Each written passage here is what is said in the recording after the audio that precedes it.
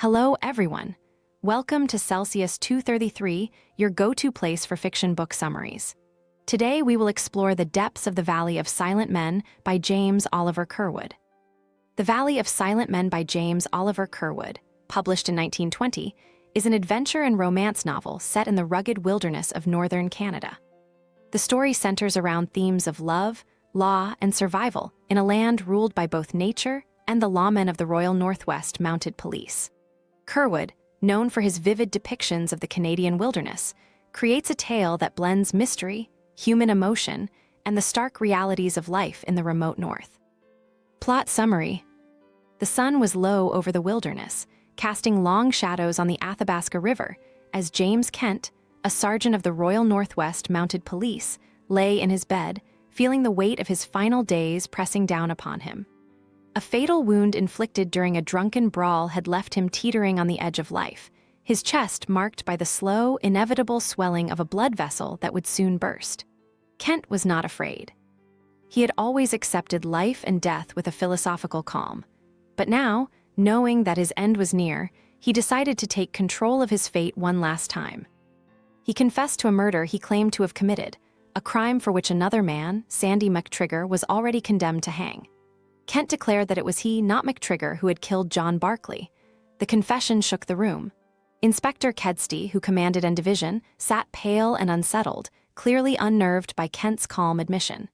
Kedsty's iron composure, the very backbone of the police force in the unforgiving North, was crumbling in front of Kent. Something about the confession, or perhaps something else entirely, gnawed at the inspector's nerves. O'Connor, Kent's longtime comrade, was skeptical.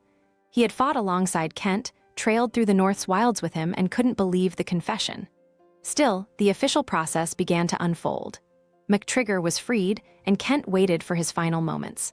But the air was thick with something unspoken, and the strange behavior of Kedsty, the sudden release of McTrigger, and Kent's own dying words left a trail of mystery that swirled around them all. Days before, Kent had seen a woman whose striking presence had upended the order of things.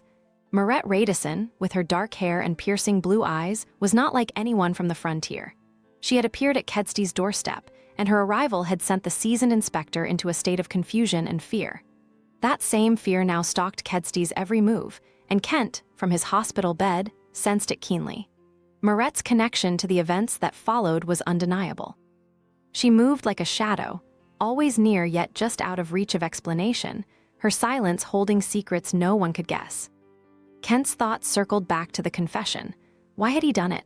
Why had he, a man who had lived by the law, chosen to break it in such a way, to confess to a crime that had no motive he could explain? The truth weighed on him, but it was one he refused to share, even as the moments of his life slipped away.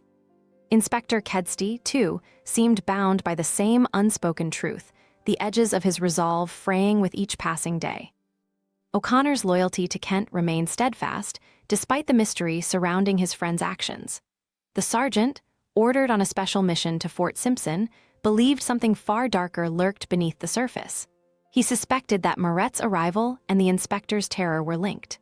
O'Connor had seen the way Kedsty's face had turned white when they had first encountered the woman in the poplar grove. It was more than the surprise of seeing a stranger. There was something between Kedsty and Marette that ran deeper, something that now held sway over all their fates. As Kent's health deteriorated, he found brief moments of solace in the wilderness he loved. From his window, he could see the Athabasca River and the vast expanse of forest stretching toward the Arctic. The river brigades were setting out for the far north, men and scows destined for months of adventure on the water, while Kent remained tethered to his bed. He yearned to join them, to feel the cold wind in his face once more, but his body betrayed him, and he knew that soon, the wilderness he loved would carry on without him. One afternoon, Marette came to visit Kent. He had never met her formally, but her presence filled the room like a gust of cold air from the north. There was something fierce in her eyes, a determination Kent could not fully understand, yet her appearance stirred something in him. She was there because of McTrigger. Kent was certain of it. Whatever connected her to Kedsty, to the inspector's unraveling, it had everything to do with the man who had narrowly escaped the hangman's noose. The truth, Kent realized, was deeper than anyone had anticipated. Marette's silence, her cold resolve, pointed to a hidden past.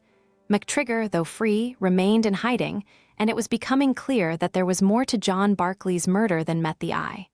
The deeper Kent delved into his own thoughts, the more he began to question the true nature of his confession.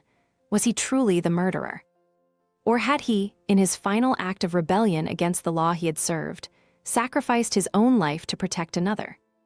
As the days passed, the mystery thickened. Kedsty's behavior grew more erratic, his once unflappable demeanor breaking down as if haunted by a specter from his past. O'Connor's mission to Fort Simpson loomed ahead, but his heart remained with Kent, trying to piece together the puzzle of the inspector, the girl, and the dying sergeant's confession.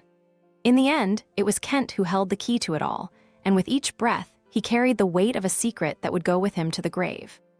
The wilderness outside continued its endless cycle of life and death, indifferent to the human drama unfolding at the edge of the river.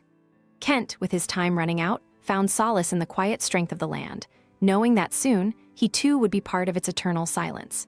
As Moret left him that final time, Kent understood the cost of his silence and the price of his confession. But he also knew that in the vast, untamed world beyond his window, some truths were better left to the wild. That's it for now, but don't stop here. James Oliver Curwood has more stories waiting for you. Check them out in the description or on Celsius 233. Remember, while our summaries capture the essence, they can never replace the full experience of reading the book. If this summary intrigued you, consider diving into the complete story, buy the book, and immerse yourself in James Oliver Curwood's original work. Bye-bye, take care, have fun.